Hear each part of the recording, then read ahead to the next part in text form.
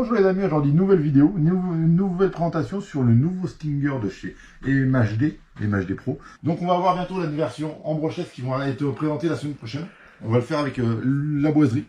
On avait prévu de le faire ensemble pour la vidéo des versions BL, voir vraiment tester la fiabilité. Alors on a déjà testé un petit peu la fiabilité avant, pour être sûr du produit. Et là aujourd'hui je vais faire une petite présentation, comment elle est livrée, ce qui est dans la boîte. Donc on a une radio volant, assez basique, assez simple, avec l'éclairage, le trim de correction, avec deux modes de fonctionnement, donc on, à 70%, donc ça réduit les performances de la voiture à 70%, et à 100% de la voiture. Donc ce qui va vous permettre de rouler un peu plus vite, ou un petit peu moins vite, ça dépend si le jeune homme, ou la personne qui l'achète, et qui l'acquiert, trouve qu'elle va trop vite ou pas trop vite pour elle au départ. Dessus, elle est équipée avec des pneus qui ressemblent un peu à des pneus qu'on va avoir sur le marché de chez Traxxas, avec une carrosserie Truggy qui est très jolie, un châssis baignoire, avec des cales de chasse tout métal, des bavettes de verrouillage de carrosserie pour que ça soit bien attaché, des suspensions gros volume pour l'échelle de la voiture du 1/16e en alu, en hydraulique évidemment.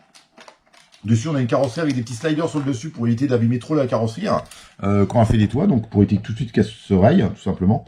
Un petit aileron, donc un beau petit Truggy, pare-choc, éclairage devant.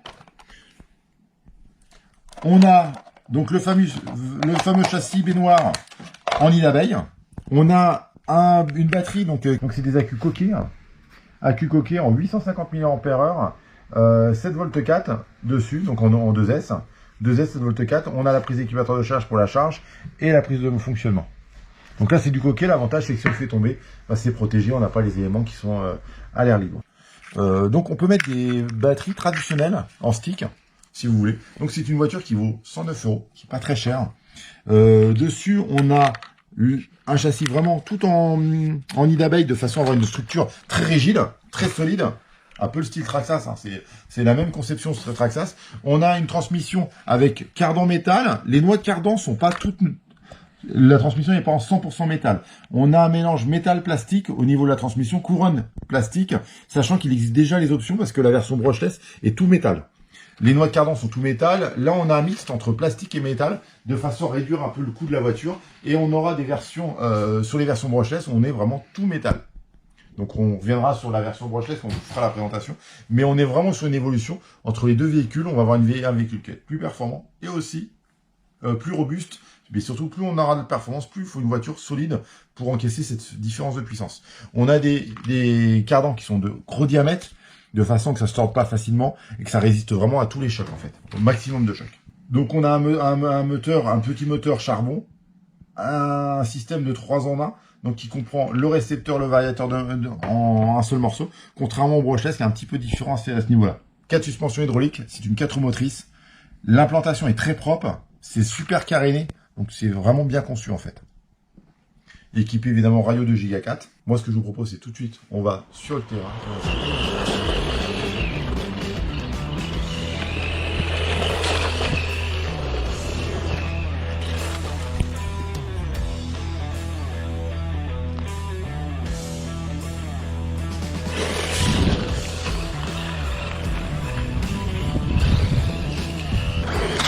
Aïe.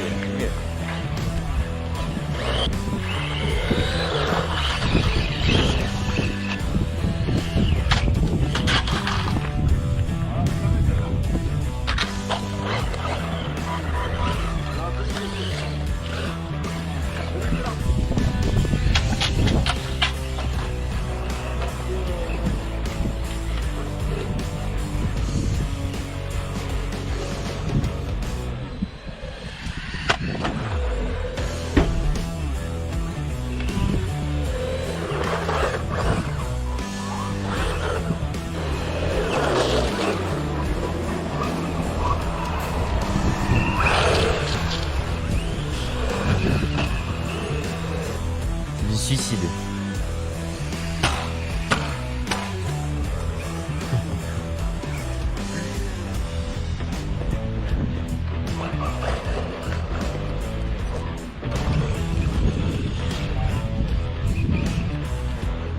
Nous voilà après le roulage. Donc on va faire un petit point du véhicule. Donc on a roulé donc évidemment on a quelques marquages au niveau des sauts. Donc elle est rayée à l'avant, sur la cellule avant, sur la cellule arrière. Rien d'extraordinaire par rapport à ce qu'on a fait en saut. On est bien d'accord que les sauts qu'on a fait sont un petit peu hors normes. Et on va être sur des 5-6 mètres de saut, ce qui est peut-être un petit peu trop pour ce style de véhicule-là, par rapport à la vitesse du véhicule. On a fissuré un tout petit peu la carrosserie à l'arrière. L'aileron est en parfait état, la voiture en bon état, tout est fonctionnel, hein. On peut la faire fonctionner tout de suite. On peut la faire fonctionner tout de suite parce que tac, je vais l'allumer ici, je l'allume ici. Toc toc. Donc on a la voiture qui marche toujours parfaitement. Toc toc.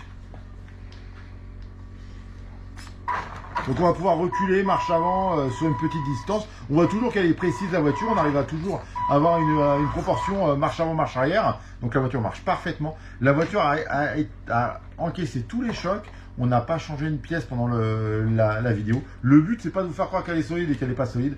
Vraiment, la voiture, tout ce qu'on lui a fait faire aujourd'hui, porter, elle a bien résisté à tout le traitement de choc qu'on lui a fait faire. Donc c'est un véhicule que vous pouvez acquérir sans aucun problème, qui est très fiable. Donc on vous le conseille. C'est un véhicule 1/16e de très bonne qualité. Et je vous dis à très bientôt sur une prochaine vidéo.